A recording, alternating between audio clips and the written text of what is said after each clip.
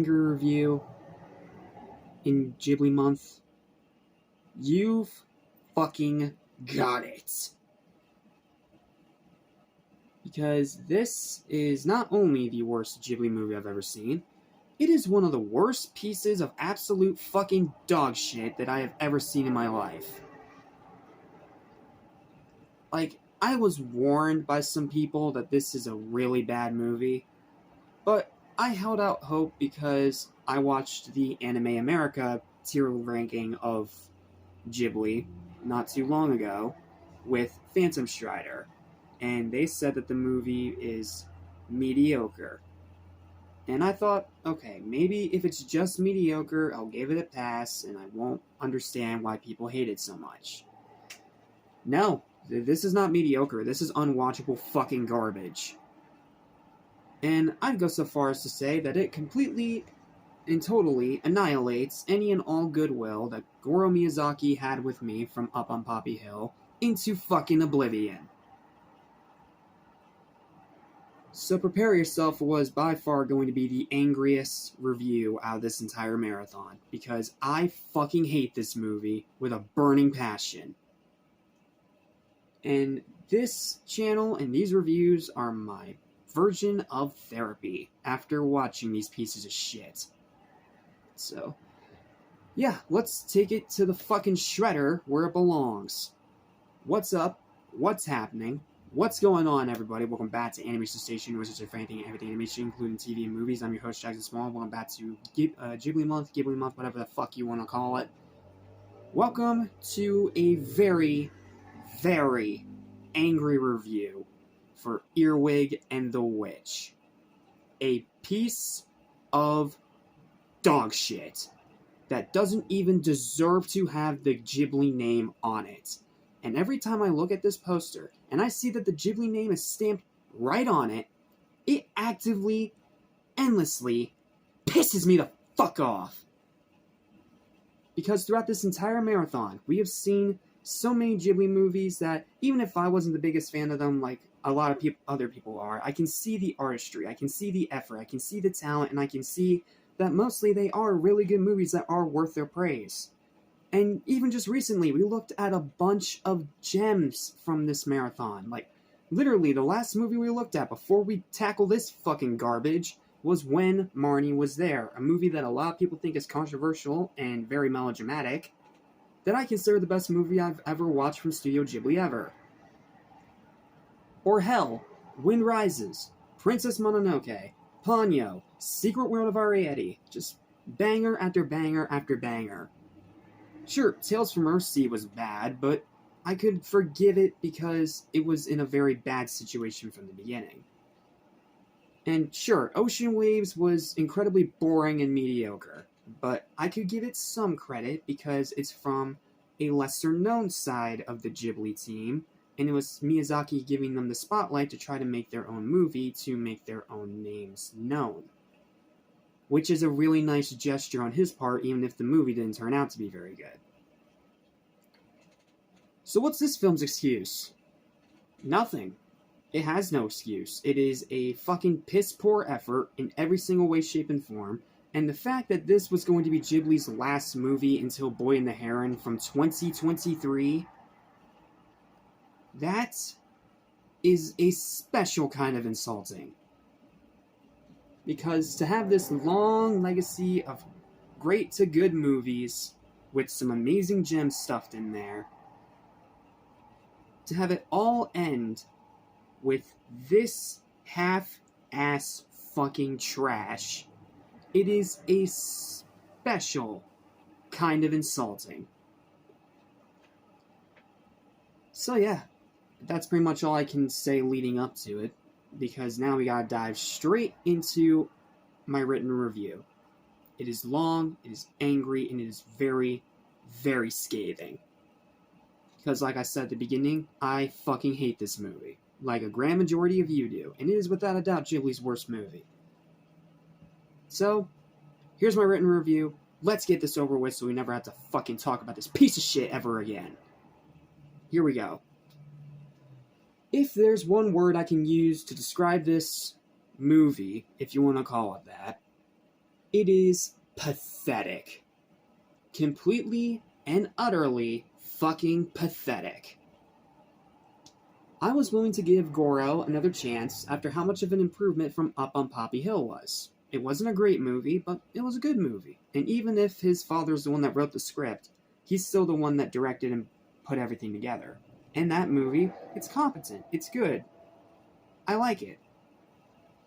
Sure, it's not like among the best of Ghibli or anything like that, and it's probably still down in like the lower tier of Ghibli, but it's not a bad movie. From Up on Poppy Hill is good.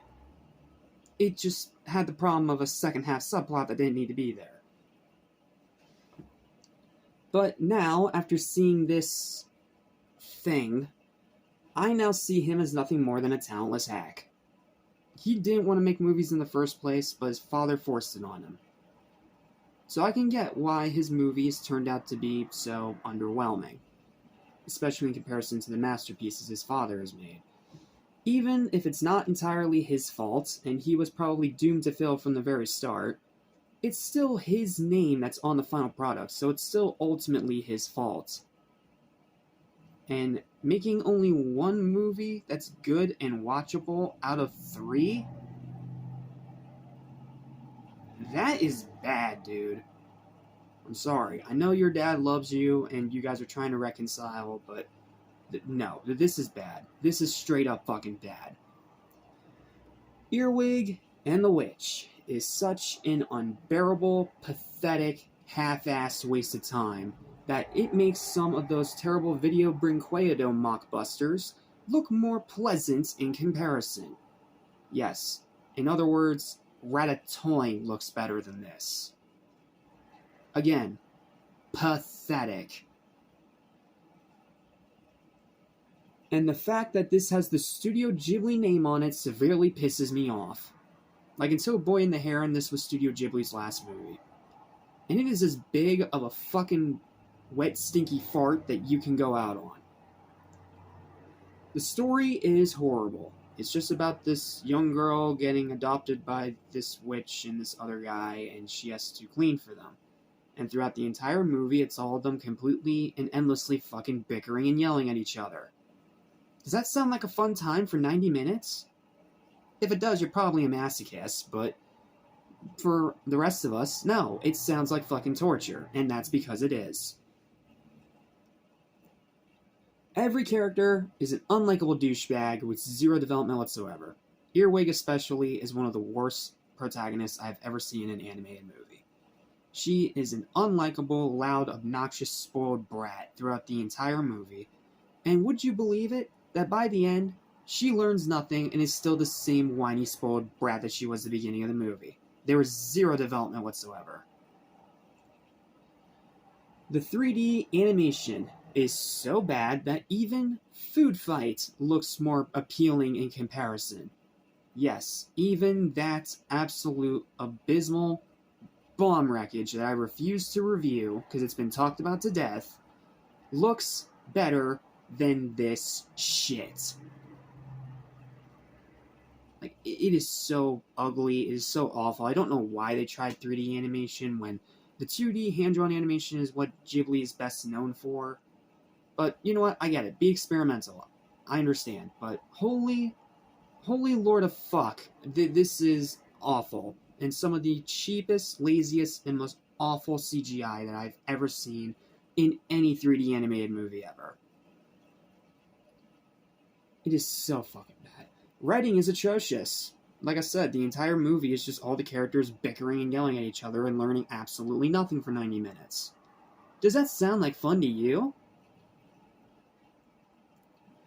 Tone is relentlessly mean-spirited to the point that I wanted to punch every single character in the face.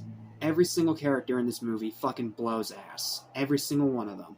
And they are so relentlessly mean-spirited and bitchy towards each other that it was so hard to even continue watching the movie without screaming at my damn monitor. Yes, it is that fucking bad. Dialogue is terrible. There's zero life or creativity whatsoever. Even for Ghibli, there's no creativity or life. Just none. Absolutely fucking none. Runtime is torture. It's only like, what, 90 minutes? But it feels like an eternity. Why? Because the pacing is a literal living hell. It is one of the worst examples of a slow burn that I've ever seen. And again, right after when Marnie was there. Fucking pathetic.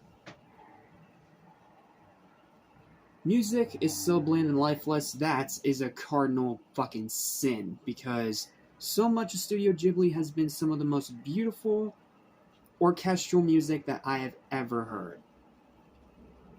So why is the music in this movie so bland and sounding like it came out of a stock AI-produced thing from 2020? Yes, I get the movie's from 2020, but it doesn't mean that that's a fucking excuse. Zero respect to the studio legacy, zero good messages. Don't you dare show this movie to kids. Don't you fucking dare, because there is no good messages here whatsoever for anyone. And I wouldn't be surprised if, just like a certain other little piece of shit known as Caillou, that it actually makes kids' behaviors worse. Because this is a movie where the main character learns absolutely nothing and is a spoiled pain in the ass the entire movie and gets rewarded for it. No, fuck you, that is not how this works. Zero rewatchability, that goes without saying, and some of the worst voice acting I've ever heard in an animated movie. That's another cardinal sin, because even in the English dubs, there were some great voice acting all throughout Studio Ghibli. So having this Japanese production with British voice actors that were probably picked up off the street, it's pathetic. It is just flat out pathetic. And it's obvious that none of the voice actors cared, and they completely phoned in every single line that came out of their mouth. I don't want to be mad at the voice acting, because I'm sure it's not the voice actor's fault, because the script is so fucking god-awful, but, I mean, I have to fault them, because even with bad scripts, you can still deliver good performances. Doesn't give you an excuse to be lazy, is what I'm saying. At least with Earthsea, it had some kind of an idea. It was a botched idea, but it was an idea nevertheless. And at least with Ocean Waves, I could forgive its cheapness since it was made by the unknown side of the Ghibli team. And again, I applaud Miyazaki for giving that unknown team on Studio Ghibli a chance to make their own movie. Yes, it didn't work out, but it was still an admirable move from him nevertheless. This has absolutely fucking nothing worth acknowledging whatsoever. And the fact that Miyazaki said that he was proud of his son for making this makes me want to fucking vomit. Like, I get it, dude. You love your son, you two are reconciling, I get it. But, I mean, you gotta draw the line somewhere. If you walked out of Earthsea, you sure as hell should have walked out from this too, dude. Seriously.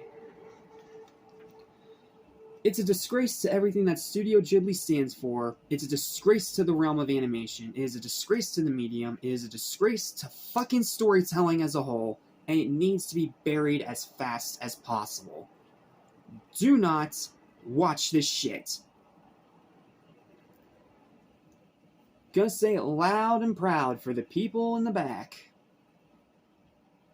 Fuck this movie. Final verdict is a 0 out of 10. Piece of shit, stay far away.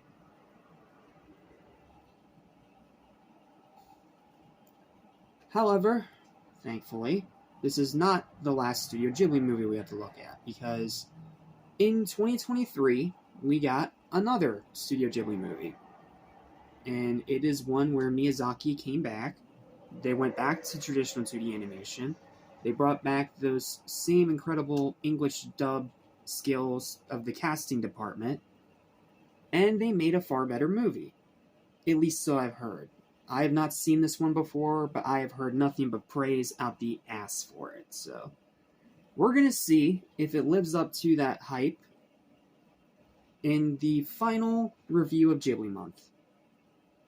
So, thank you guys for watching. Sorry for getting super angry in this review, but this movie just really pissed me off and I had to let it out. Like I said, This channel is my way of therapy. So, thank you so much for watching, and I'll see you guys next time for the final Ghibli month review, The Boy and the Heron. I really hope it's as great as people have been saying that it is. See you next time. Excited for what comes up ahead. Hey.